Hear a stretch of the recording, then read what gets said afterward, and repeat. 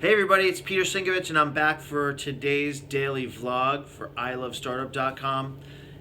We've been working really hard on a few things and we came up with a really good idea, which is basically this is not the way to say it. Hey everybody, it's Peter Sinkevich from I Love Startup for today's vlog entry. We've been working hard on some new stuff and we realized that this is the best platform for us to communicate everything that I've learned over the course of my career. So that leads me to the frustration I had today specifically because I was supposed to have a meeting this afternoon, which ended up being a non-meeting. And it was a non-meeting because it never happened, and it didn't happen because of someone's lack of follow-through. And this was interesting for the dialogue because it circled around my perception of this person. This person had several serious missteps with me in the past, which had diminished my perception of them and their ability to be responsible with things. I decided to give them another shot today. What ended up happening is, 10 minutes before the meeting, they're coming from, a part of town that takes at least 30, 40 minutes on the train. And I said, hey, it's 10 minutes before the meeting. Make sure you check into the front desk upstairs so I know you're here and they'll announce you and I'll come up and grab you. And they responded to me and they said, yeah, I'm going to be late. There's some transit delays or whatever. And I'm thinking, wow, you're not even on the train and you're 10 minutes away from the meeting and I'm the one contacting you and you still have 30 to 40 minutes to go. But then got no response from after that, and there was no follow-up on an ETA or anything, and 10 minutes went by, 20 minutes went by, I'm getting kind of frustrated and irritated, 30 minutes, 40 minutes, and finally at 50 minutes, it's close to 4 o'clock, my director and I are like, we're hungry. We need to go eat, and I got so much more to accomplish for the rest of the day. I can't waste any more time. Even if this meeting happens late, it's just going to totally train wreck a whole bunch of other things. And so it was this really crazy situation that we just were like, if the person shows up while we're at lunch, that's just the bed that they made. We can't stick around. We have all these other things got to do, and I've got to eat or I'm going to gnaw your arm off kind of thing. So what's the whole point of all this?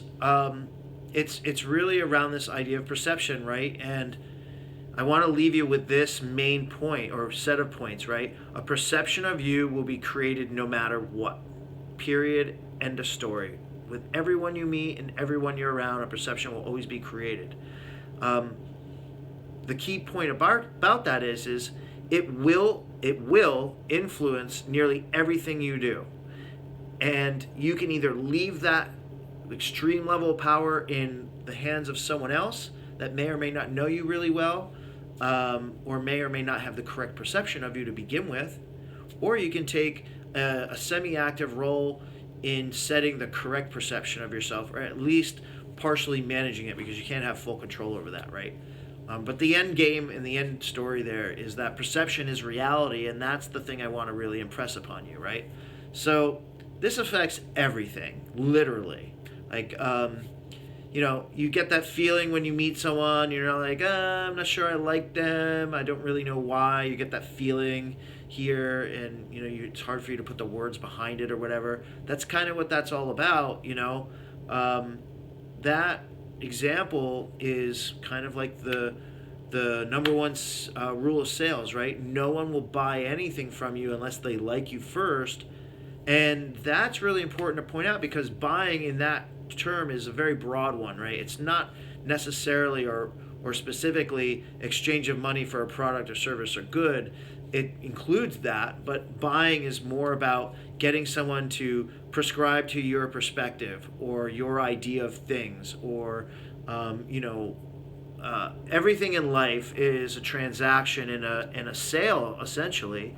You need people to agree with you in order to move a project forward, or you need to get consensus, or you need to be voted into office, or a million other different examples of this, right? But people will not buy or prescribe to your idea of things or get on board with you unless they like you first. It's a trust thing, right?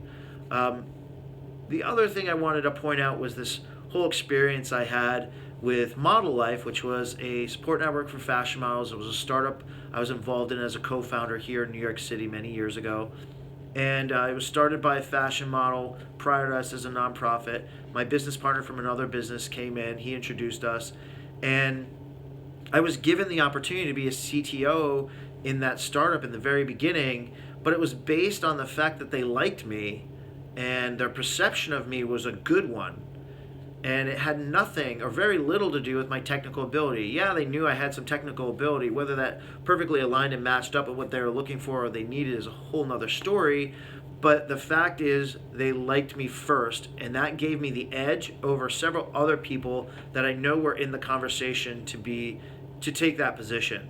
And so it really just came to the fact that they liked me better, and I didn't find that out until afterwards. So it kind of drove this point home that, opportunities that are given to you are based on that perception that's created about you. And if you don't have control over that, or you don't play an active role in managing it, people might be creating the wrong or improper perceptions of you, and it's going to negatively affect you without you maybe even consciously realizing it. And so, several years ago, going back to another thing, I ignored my intuition regarding some new business contacts that I made, and not paying attention to that perception that was initially created when I met them caused me to be burned by them. I didn't weigh the perception that was formed in my mind about them, because those are signals. And so now everything that I do with other individuals is based on my perception of them, and whether they even play an active role creating that, whether they're responsible with their own perception or responsible with their time or responsible with my time and my involvement. To return to my story from today, based on the perception this person has created with me, I won't give them as much of my time now going forward. I won't give them, unfortunately, as many opportunities as I would have otherwise.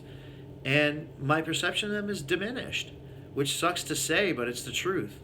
And that's kind of the point I wanted to leave on is, perception is everything. Perception is reality. And you need to take an active role in managing your perception so someone else doesn't create the wrong perception of you, and to be responsible with the way that you behave with yourself and with others around you, so you do set the right example and the right perception. That's it. I hope you guys have a great night. It was really good to catch up with you again. Please subscribe down below, add some comments, like, share this thing, let people know about it. Let me know if you love this or you completely hated it. I need to hear that stuff. And I hope you hustle hard.